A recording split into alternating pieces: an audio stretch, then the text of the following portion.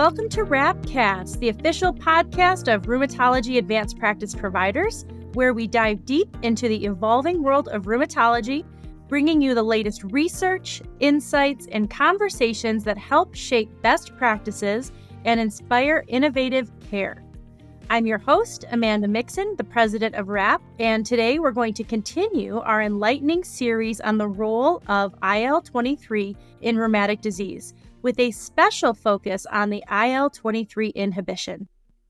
This episode promises to unpack a complex but crucial topic in rheumatology. We're looking at how understanding CD64 binding not only advances our grasp of the immune response in rheumatic diseases, but also opens the door to potential treatments and better patient outcomes. Joining me today is Will Saalfeld, a distinguished faculty member of RhAPP and an expert in the field. Will, would you start by giving us an introduction, and thank you for being here?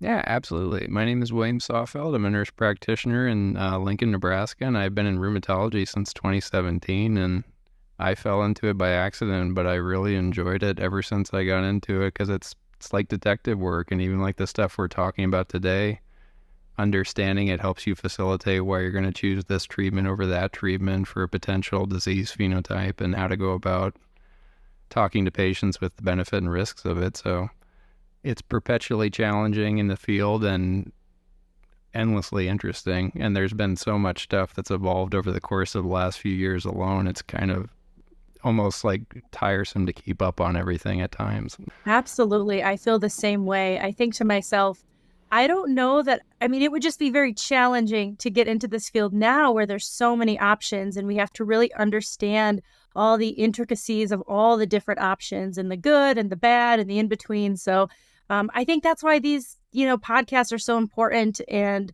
relevant, because we're doing just that, trying to unpack this. So specifically together on this podcast, we're going to explore the significance of CD64 in the context of interleukin-23.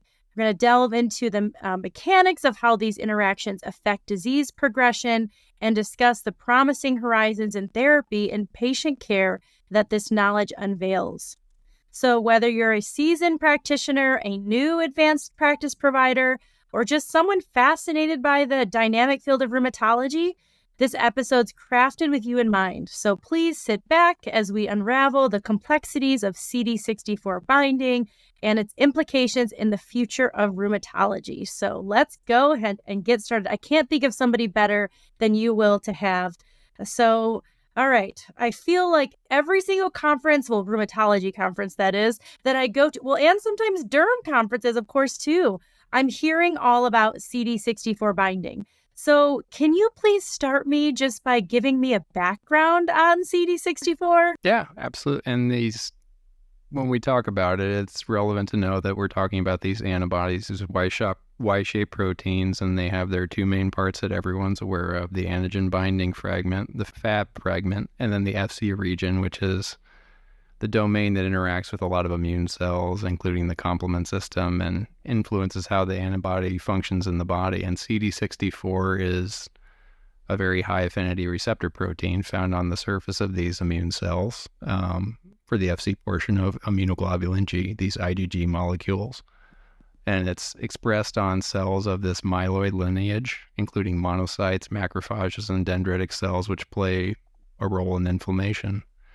And so it's relevant in our disease states because when its expression is upregulated on these white cells, particularly during inflammatory conditions, targeting them can offer a selective engagement so that they are actively being modified if possible, because research suggests that people with these autoimmune or immune-mediated inflammatory diseases that we see and treat are perhaps expressing these monocytes with these CD64 signatures that are dysfunctional. And if you can alter the way they're interacting with these immune complexes and immune cells, you can improve the disease state. Wow, I really should have paid more attention in immunology class. Although back then it was probably 1 hour and it had nothing to do with any of this. But nothing. But of course, that's what we do, and why it's so important that we understand immunology, because then we truly can understand the diseases, but also the treatment. Okay, so what I'm hearing is that CD64 is upregulated in certain cells during times of inflammation. So what's the relevance in that in the context of treating rheumatic conditions? Well, with like IL-23 directed therapies, everyone's kind of aware of IL-23's significance in psoriatic physiology, for instance, and it's that IL-12 or IL-23, IL-17 pathway.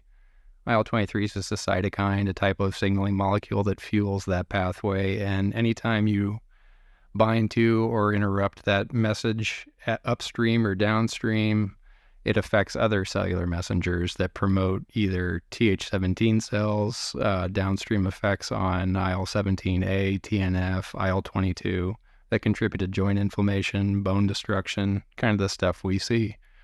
But with CD64, the targeting of that can enhance the specificity and the efficacy of the treatment by delivering to essentially these localized areas where the immune cells are predominantly enriched in the body, like whether it's a psoriatic plaque, the bowel and inflammatory bowel disease, or the synovial microenvironment around the joints. And so it kind of offers a benefit potentially of like localized targeting, increased potency, and then some cellular effects because that FC portion again contributes to the response beyond just blocking IL-23. It has a lot of downstream effects on other pro-inflammatory mediators. Can you give me an example? Yeah, and so for with IL-23 therapy that exploits that CD64 binding out on the market as Guselkumab, otherwise known as Tremfya. But that's a monoclonal antibody that targets the P19 subunit of IL-23. And by inhibiting that, it offers neutralizing activity. And then the dual binding to CD64 expressing cells also is kind of offering that potential benefit of that localized targeting to increase the potency at where the site of inflammation is most enriched, like in a psoriatic plaque or something that's like a dactylitic digit or a site of enthesitis, which is why these drugs kind of have efficacy in some of those domains with psoriatic disease. All right, I think I'm starting to wrap my brain around this, which of course is thanks to you and your wonderful explanations. So what are the potential clinical implications of CD64 binding? Well, the presence of them in those myeloid cells is elevated, as I said, kind of in the inflamed tissues with psoriatic and joint diseases. And the severity of it is tied to basically the ability to have that dual binding effect. So you're disrupting and inhibiting IL-23, but you also have the addition of CD64. And there had been a lot of contention historically when they were developing these therapies because other ones have mutations on that FC fragment that do not bind to CD64. And thereby that's kind of the difference in the mechanism of action as to why perhaps Guselkumab is a different agent than some of the other ones on the market. And by that dual binding, that FC domain, where it interacts with immune cells, the complement system, impacting basically how those antibodies function in the body, that's the theoretical effectiveness and benefit versus another IL-23 that doesn't have that dual binding effect. And I think they did that initially on some of the other ones with like Risankizumab, where they have that mutated LALA formation on the FC that they wanted to avoid that initially because there was some implications early on in the development of these types of therapies that it might be associated with more adverse side effects, but it wasn't found to be the case.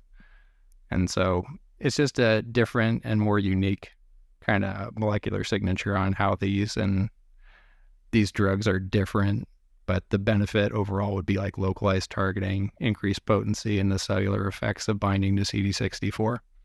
Wow, super interesting. And I know I'm learning a ton just, hearing what you're saying. So now I'm going to ask you to can you kind of distill what we've learned and for like a quick recap for our listeners? Well, and essentially it's basically when you have that dual binding on CD64 in the clinical context of IL-23 directed therapies, it's basically trying to more comprehensively address that inflammatory cascade and all the subsequent cellular messengers that when you disrupt it in the way that you do are downregulated. And those are in conditions such as psoriatic arthritis, psoriasis, which I just kind of refer to anymore as psoriatic disease because it's a continuum of a lot of it. Inflammatory bowel diseases, which has been studied in, and by exploiting that upregulation of CD64, therapies like Guselkumab can have a more targeted therapy efficacy, minimizing some of the off-target effects of a drug that doesn't exploit it, leading to better outcomes for patients. Thank you. I think that is super helpful. And hopefully our listeners, will leave this episode kind of feeling they have a better understanding of it. So my last question is, how does knowing which you clearly do, knowing so much about CD64 binding in the context of IL-23 inhibition, how does that play into your therapeutic choice for your patients? Oh, it's kind of like I was talking to a patient the other day and then a provider. It just gives me a better insight as to why I like to know the mechanism of why something is perhaps different than another and whether or not it's relevant as to why I'll choose this drug over that drug. It's always applying it to the clinical context of the patient because we all practice that way. We always think about a drug or a treatment for a specific patient and we have the reasons why we do this one over that one. But for this one, it's a better insight as to why it works in some of the other domains and why it has data to show efficacy in not just one thing, but multiple domains in psoriatic disease. And I just preferentially like the economy of a therapy that will hit a lot of targets rather than just one, especially with psoriatic or SPA patients, because no one ever wants to go on one therapy where it's a high dollar, has other things that are coming with the baggage of it and say, well, it's going to address one thing, but not four others. And if you can hit a lot of targets with more comprehensive minimal disease activity, that's kind of the therapy I reach for if I can access it.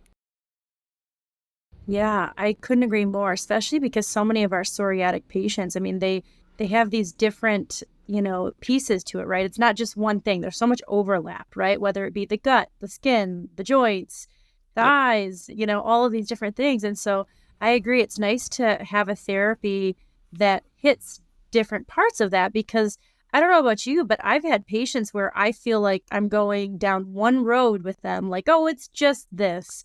And Yeah. then something else pops up. And then now we're dealing with inflammatory bowel disease or, and so it's, patients don't fit into nice little boxes and they often evolve. Yep. And I've had some people that I think at the time, just when I inherited them as patients, their former clinicians had kind of just gave up on addressing the other domains and then just said, well, I'm just here to do your joints. Talk to your dermatologist about the skin or so-and-so about the gut. And if you have an insight, it's a clinical cognitive specialty and you can apply that information. I'm a big fan of knowledge. I'm a bigger fan of applied knowledge. If you have some way to better address someone's disease state, I don't care who it is, and you have a therapy and a knowledge of that, patients appreciate it. But that's why they talk to us about not just their autoimmune or immune-related diseases. They ask our opinions on a lot of things because you go into stuff that implies that you're considering the whole patient and treating them as comprehensively as possible, and they trust you. Absolutely. I think that's in one way what separates us from some of the other specialties, because we are focused so much on the whole body. We have to be, from really the mind, all the way to the gut, to the toes. We have to, because our patients, they struggle with all of those different things. And so they look to us to be kind of the expert, and that's really what they're coming to us for. And, the other thing too is I love that we have so many options for psoriatic disease. I often date myself with podcasts and when I'm lecturing, everybody knows how old I am at this point, but to start when in a time where we just had one biologic class, which is an amazing class of drugs, which we all still use. But to know that we have so many options for patients is incredible. And I think that's why I don't know about you, but I'm getting a lot more consults for psoriatic arthritis than I ever did. I think because there's so much more known about it, there's more education, there's more out there, there's more direct to consumer education. And so I think more patients are being diagnosed and We have so many options for people now. Right. Well, that's just also too knowledge, like you said, about the domain involvement. And that's kind of why I don't even really think about it as psoriatic arthritis and psoriasis. It's just psoriatic disease. And like you alluded to earlier, it can evolve over time. If you're not at your office visits asking about those other things, a patient won't know to ask. They're looking for you to basically inquire about it. And when they do get it brought up because you inquire, it's like, yeah, I have had that for a long time. I do get episodic heel pain that just, I don't know why, but I get golf or tennis elbow. I don't play golf or tennis. Or my bowels or my back or any of that stuff. They don't know enough to tie it to their disease, because up until that point, it's just like, how are your joints? How's your skin? But then you see that they have rampant nail dystrophy or any number of other, like, yes, I have gotten a big swollen toe before. Is that anything relevant? I didn't know, but it's a very like specific phenomenon within psoriatic disease. It's kind of like a biomarker equivocal to like CCP and rheumatoid factor and rheumatoid arthritis when people have dactylitis, or even though enthesitis can be pretty hard to diagnose unless you're adept with ultrasound. I've never seen that full-blown, like, blown out Achilles that you always see on slides in clinic. I'm just like palpating along the tendon and it's like, does that hurt? And they're like, yeah, but it's never like hugely swollen. But I swear some people have told me, yeah, they see it all the time. Yeah, no, same. And this is at 17 years. I have never seen one either. I mean, you really have to like feel it. And even then, sometimes I'm like, oh, and the other, sometimes it can be even challenging. Like, obviously, sometimes dactylitis is so obvious that you can see it from a mile away. But sometimes if based on the person's body habitus, etc., like it can be a little more challenging to decipher. Like, is that edema? Is that, is that finger really swollen, or is that just the patient? I don't know. And so sometimes it can be hard to decipher all of this stuff, Yep, absolutely. Well, thank you so much. I mean, again, I think it's, so important that we understand, why we would choose an option over another. And so, with that, that concludes another engaging episode of the RhAPPcast, which hopefully is your go-to podcast for Rheumatology Advanced Practice Providers. A huge thank you to Will for joining us today and sharing his expertise on CD64 binding, its relevance in rheumatic disease, and also the potential clinical implications that come with understanding this complex mechanism. Will, it's been such a pleasure having you on the show. Thank you, Amanda. I really appreciate you involving me in this. And you do a great job with the organization and everything. Super proud to be a part of it. Oh, thank you so much. I appreciate those kind words. And, it's only successful because we have people like you that are on our faculty. So it definitely takes a village for sure. So to our listeners, we hope today's discussion has illuminated the intricate role of CD64 in the context of IL-23 and its inhibition, offering you insights that enrich your practice and ultimately benefit the patients that we all serve. The journey into the depths of rheumatology is endless, and every piece of knowledge adds a layer to our understanding and its capabilities. Remember, that RhAPP is here to support you in your professional growth, providing resources, education, and community of peers who share your passion and dedication.